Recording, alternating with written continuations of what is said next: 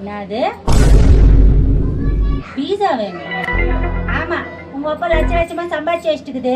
அந்த டப்பால ஒரு 1000, இந்த டப்பால ஒரு 1000, இன்னொரு டப்பால ஒரு 1000 போட்டு வச்சிருக்கிறேன். உங்களுக்கு பீஸா வாங்கி கொடுக்கறதுக்கு மரியாதையா போய் இல்லைன்னா காலை உடச்சி அடுப்புல வச்சிருவேன்.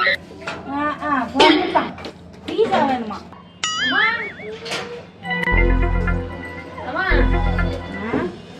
புடவைக்காரங்க வந்திருக்காங்கம்மா.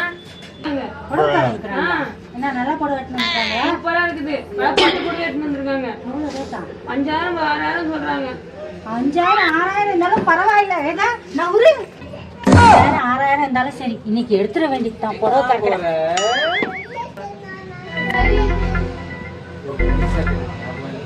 500 ரூபாய் இல்ல 600 ரூபாய் தான்.